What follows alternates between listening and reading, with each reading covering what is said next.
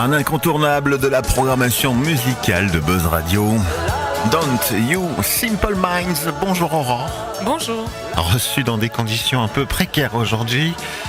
La tablette devant elle était un peu remplie de choses. Alors, dis-moi un petit peu comment ça se passe pour le pense-bête aujourd'hui, vu que le tapis musical, il n'est pas parti.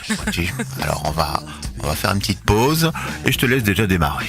D'accord, ok. Voilà. Alors on est en Ben, direct. j'aimerais revenir aujourd'hui sur un argument que j'ai entendu à plusieurs reprises ces derniers jours à l'occasion de la décision du Parlement wallon de signer ou pas le CETA, le projet de traité commercial avec le Canada. Peut-être l'auras-tu noté aussi, mais certains du côté fédéral et flamand ont cru bon d'invoquer à ce propos le ridicule auquel nous exposerait la décision de bloquer son adoption en Europe. L'argument, tu l'avoueras, a de quoi étonner, pour quiconque pensait encore pouvoir voir en la politique une affaire sérieuse.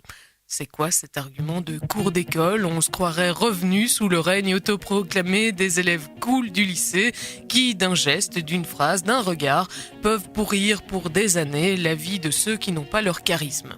C'est vrai que nous, en Wallonie, avec nos 4 millions d'habitants et notre territoire minuscule, on partait déjà pas gagnant dans la course à la popularité. Mais si en plus la question justifie un tel chantage, autant nous déclarer tout de suite sous la protection d'un caïd quelconque et abandonner à jamais toute velléité de décider par nous-mêmes de notre avenir.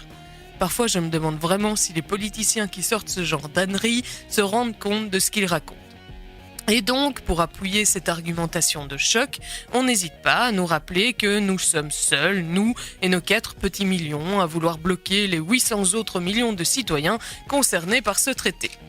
Bon, en dehors du fait que tout cela ne nous dit absolument pas ce que cet accord pourrait nous apporter et qu'il est peut-être un peu expéditif d'estimer que l'ensemble de l'Europe parle d'une seule voix claire et déterminée sur la question, n'est-il pas curieux pour des personnes supposées défendre la démocratie de vouloir ainsi faire peser sur une assemblée élue la pression du nombre, comme si le conformisme était une valeur en soi ?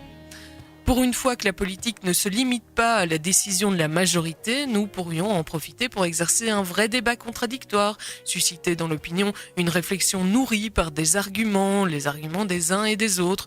Mais non. C'est vrai que c'est tellement plus important de ne pas être la risée des autres pays. Un tel niveau de discours politique, ça pourrait presque nous faire rire si ça n'était pas aussi triste. Comme tu dis, oui, une belle comédie. Et puis, c'est quand même mieux avec de la musique. Tu crois ? On se sent moins seul, voilà. D'accord. Le tapis musical nous a fait faux bond. Il fallait bien que ça arrive une fois. Mais c'est fait. C'est fait. Excellente journée à toi. Excellente journée.